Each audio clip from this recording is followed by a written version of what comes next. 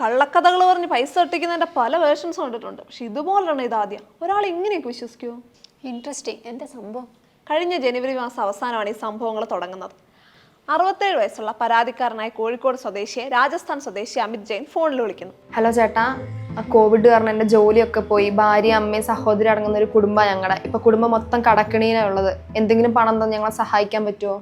ഇതൊക്കെ സത്യം തെളിയിക്കാൻ വേണ്ടിയിട്ട് കുറെ ഫേക്ക് ആയിട്ടുണ്ടാക്കിയ ഫോട്ടോകളും വിവരങ്ങളും ഒക്കെ ഇയാൾ ഇതിന്റെ കൂടെ അയച്ചു. ഇതൊക്കെ കണ്ട് ഇതൊക്കെ സത്യമാണെന്ന് തെറ്റിദ്ധരിച്ച പരാതിക്കാരൻ അപ്പം തന്നെ ഒരു 5000 രൂപ അയച്ചു കൊടുത്തു. പക്ഷെ അതുകൊണ്ടൊന്നും തീർന്നില്ല. അപ്പോഴേക്കും വന്നു അടുത്ത ഫോൺ കോൾ. ഹലോ ചേട്ടാ, എൻ്റെ ഭാര്യ പ്രസവിച്ചു, അത്യാവശ്യമായിട്ട് 10000 രൂപ വേണം, ഒന്ന് അയക്കാൻ പറ്റുമോ?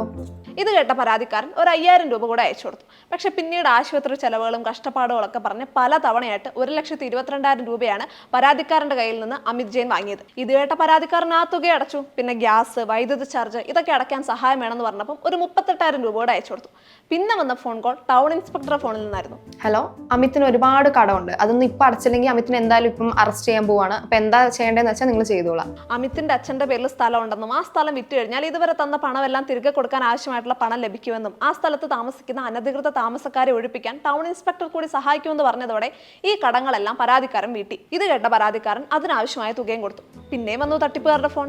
ഹലോ, ഈ താമസക്കാരെ ഒഴിവാക്കിയപ്പം കുറച്ച് നിയമവിരുദ്ധമായിട്ടുള്ള സാധനങ്ങൾ പിടികൂടിയിട്ടുണ്ട്. അപ്പൊ ഇത് പരിഹരിക്കണമെങ്കിൽ 24 ലക്ഷം രൂപ ഇപ്പൊ തന്നെ അയക്കണം. ആ 24 ലക്ഷം കൊടുത്തു കഴിഞ്ഞപ്പോഴേക്കും ടൗൺ ഇൻസ്പെക്ടറുടെ കോൾ വന്നു.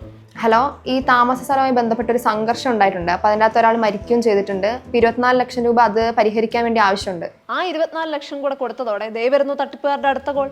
ഹലോ, അമിത്തിനെ ഞങ്ങൾ കിഡ്നാപ്പ് ചെയ്തിരിക്കുകയാണ്. 28 ലക്ഷം രൂപ എത്രയും വേഗം തന്നില്ലെങ്കിൽ അവന്റെ ജീവൻ ആപത്തിലാവും. അമിത് ജീവനോടുണ്ടെങ്കിലല്ലേ സ്ഥലം വിൽക്കാനും ഇതുവരെ കൊടുത്ത തുക തിരികെ വാങ്ങിക്കാനും ഒക്കെ പറ്റുള്ളൂ. അതുകൊണ്ട് ആ തുക കൂടി പരാതിക്കാരൻ കൊടുത്തു. പിന്നെ പരാതിക്കാരന്റെ ഫോണിൽ വന്നത് ASPയുടെ കോളായിരുന്നു. സ്ഥലത്തെ പ്രാർത്ഥനാ സ്ഥലം ഒഴിപ്പിക്കുന്നതിനിടെ അമിത്തിനെ ഞങ്ങൾ അറസ്റ്റ് ചെയ്തിട്ടുണ്ട്. ഈ വിഷയം രമ്യമായി പരിഹരിക്കണമെങ്കിൽ 1.11 കോടി ഞങ്ങൾക്ക് ഇപ്പൊ തന്നെ അയച്ചു തരണം.